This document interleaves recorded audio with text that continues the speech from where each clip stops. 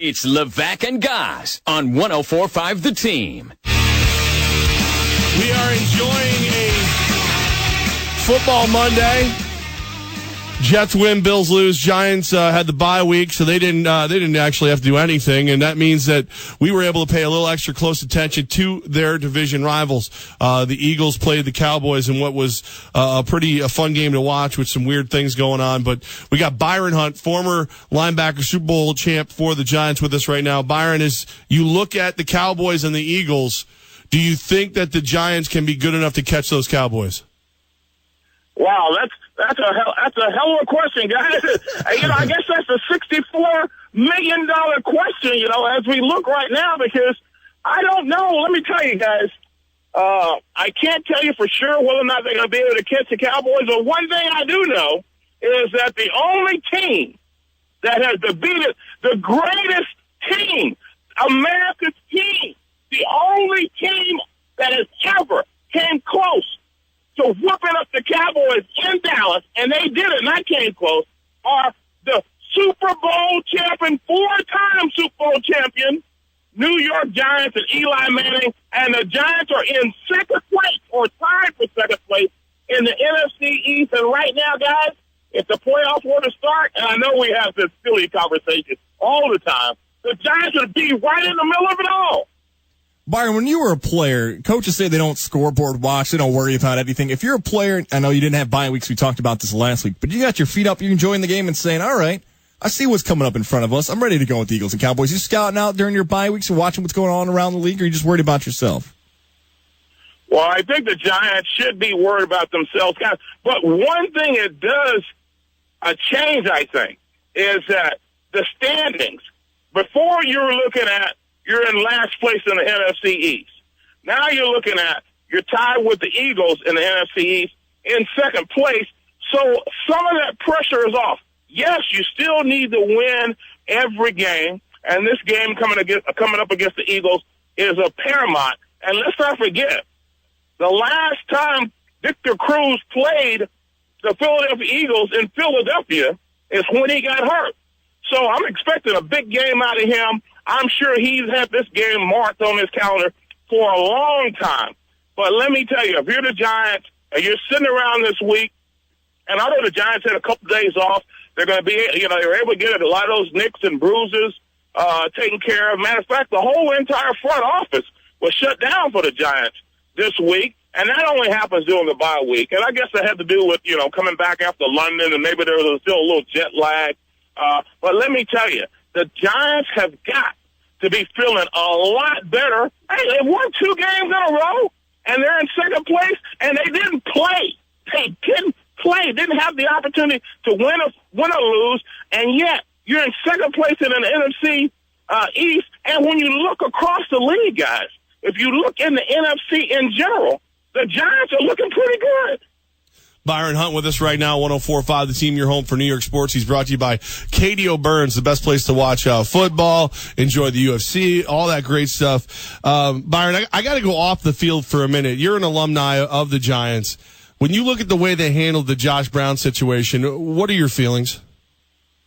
Well, guys, this is what I can tell you, that it's not about the way the Giants handle it, but this guy has been playing in the NFL for 14 years. It's not like the first team he was with was the New York Giants. He's been with, I think, 4 other teams. And this is something, and look, I had something like this close to me and my family. Look, my uncle, he was a guy that drank too much and would come home and would get into fights with his wife and some of his young kids. And I was one of those kids that was over there visiting, so I saw this firsthand. So it is a problem all up and down. Yes, the NFL, I think they handled it poorly, and I think the Giants probably handled it poorly. Josh Brown, I'm sure, handled it poorly. There's a lot of people that have been affected, especially, his ex-wife. The whole situation is just a barrel of confusion. Yes, You cannot be putting your hands on a woman. You cannot be doing that. And I feel very strong about this. It's a problem for him. And that's a problem that society, I think, looks at quite differently than anything else. That we face besides, maybe something that relates to underage kids and things like that. And oh my God, did I even mention that with the election going on? And it's just a bit with all the, and I know I'm rambling here, but with all the things that are going on in our country, this hit the NFL in the most embarrassing, improper time. Think about what we're looking at on the news every day, right, around this whole election, and the NFL is now dealing with something like this, and it just all smells really bad, like an outhouse in 100-degree temperature weather. Byron Hunt with us right now, 104.5 Team. Byron, obviously. Can I just say that? That smells bad, right? That's pretty terrible. It's pretty the visual, the mental image, not good. Wild, man. So, Byron, let's go with the obviously the domestic violence is the most important part of this, but let's go with the part that's important for us as sports guys. As a team in the locker room, this is a guy that's been your teammate. He's gone now. Can you use this in a positive? Can you use this just to kind of, tighten the ranks, bring your guys in tighter and move forward? Or is this just going to be a distraction for the rest of the season? Well, I sure hope so. And the one thing that the Giants do not need is a distraction. And when we think about what was going on with Odell Beckham Jr. and, the whole thing with the kicking net and all, just how weird is all this? Right. So I know the Giants, and if you're Eli Manning, you're the captain of the Giants, you want your team to be focused on the Eagles in the next game, but all this was so weird the way it all happened that this would go down this way. And I know the Giants had to do what they had to do. And I'm sure that Josh has friends on the teams. People say, kickers, they don't have any friends and this, that, and the other. But nowadays, I'm sure there are people that like the guy and they thought he was a good kicker. But you have to, as a head coach, and this is going to be from the head coach McAdoo all the way down, you have got to be able to tell your team that we have got to do one thing, one simple thing, and that is beat the Philadelphia Eagles at home, because they have come, and it's happened too many times, guys. They have come into MetLife Stadium, Giant Stadium, and whooped the Giants and took their candy and sent them home. And it's got to stop sooner or later. If I'm McAdoo, that's what I'm saying. Byron Hunt always firing up with us. Now, Byron, tomorrow is the trade deadline in the NFL. Think back to your career, that time in the locker room. What was it like for some of your teammates leading up to the trade deadline? And was there ever a time where you thought you were going to be on the move one season? Wow.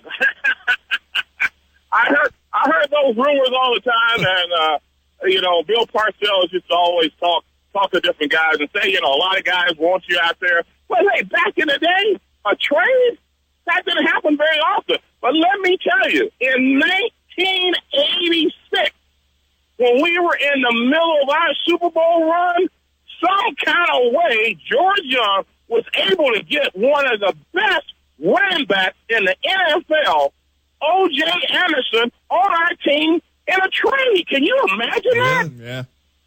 It's crazy. Joe Morris was having probably his best season ever as a running back, and he went to the Pro Bowl. But then to be able to get O.J. Anderson as a quote-unquote backup, that was outstanding, and it proved to be a tremendous move, because look at what happened in 1990.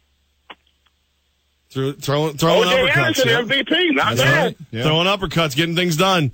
Byron. That's exactly right. And hey, how about those Raiders? I heard they were in first place out in the West Coast. Yeah, I want to bet over my co-host over here, Goz. He's a Bucs fan. He's got to wear a Raiders jersey on Radio Row at the Super Bowl. Byron, it hurt watching that happen. Overtime loss for my squad. I know. But hey, you know what?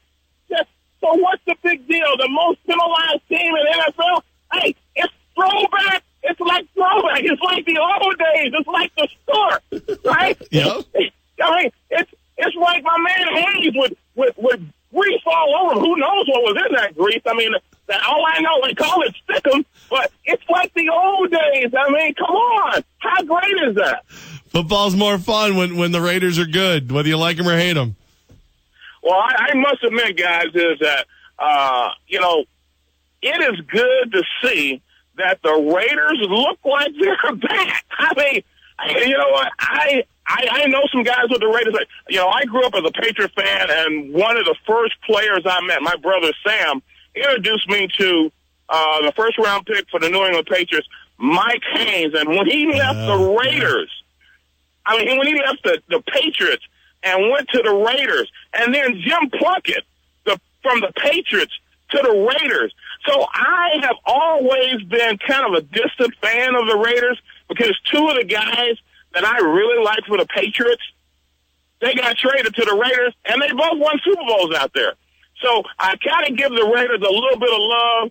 Hey, guys, but just remember, let's not lose focus out there, Giant fans. That's right. And go down to Katie O'Burns and have a drink. Have a drink. Have another drink. Go down there. Watch that Eagles-Giants game. It's going to be big. It's big, guys.